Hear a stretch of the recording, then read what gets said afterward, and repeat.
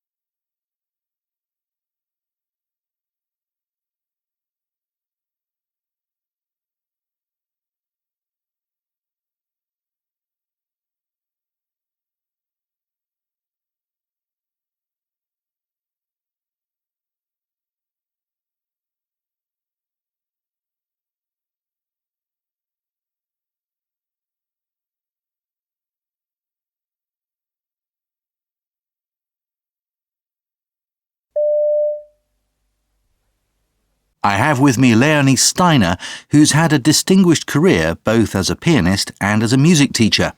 Leonie, who was your first ever piano teacher?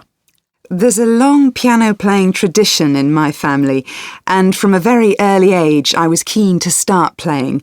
In earlier generations, fathers and mothers had taught daughters and sons, but both of mine were working full-time. So, from the beginning, they had me taught at home by a tutor. That would have been shortly before my first year at primary school, where I also had lessons. And when did you actually start giving lessons? In my late teens, by which time I was giving solo performances. Some professional musicians give private classes to make enough to live on, or perhaps to find out whether they would make good teachers. But for me, it was never a conscious decision to become a teacher. I'd always enjoyed working with younger students, doing what I could to help them develop as musicians. And without realising it, I was becoming a teacher. And ever since then, that, together with performing, is what I've done. And what kind of students do you prefer? I'd say those who perhaps aren't naturally brilliant, but respond well to intensive teaching and go on to become top performers. More so than those who seem to have been born to play at the highest level, or students who've been taught the wrong way and need to get rid of bad musical habits. That can be hard work for both pupil and teacher. And what do you think of the standard of music education in our schools nowadays? It varies widely.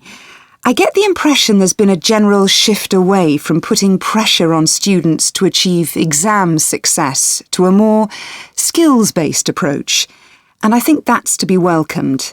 The media sometimes talk about a shortage of qualified music teachers, but I'm not convinced. I'd say there's a much greater need to invest in new pianos, violins and so on, ensuring they're top quality, so that students really like the sound they make. Because the key to success is making sure pupils enjoy their music lessons, both in terms of playing and singing. Do school music lessons normally include singing these days? In the majority of cases, they still do. And it's generally popular among pupils. But a lot of them are afraid of doing so in public because of what other people may say or think. That's a great pity, I think. And if a child wants to sing, I feel strongly that they should always be encouraged to do so. You're very highly regarded by your ex-students, many of whom have gone on to have successful careers. What do you think has made you such a good teacher? Well, if that's true, it probably has something to do with the fact I've always found it easy to get on with those of a different generation, whether they're at primary school, secondary school or university. In that respect, I don't think I would have benefited from actually being trained at college as a music teacher. Looking back over your career, what big decisions have you had to make? Well, In my late 30s, I wondered whether I'd still have the energy needed to keep doing lessons as I got older. But once into my 40s, I found that wasn't an issue. Also, around then, I was offered the position of assistant head, and I had to think carefully about that because I would have been on a much higher salary. But in the end, I said no. It would also have meant I had less time for doing lessons and for performing. My response to an offer of work in another country was the same, though I found it much easier to make up my mind about that one. I've never regretted staying here. Thank you, Leonie.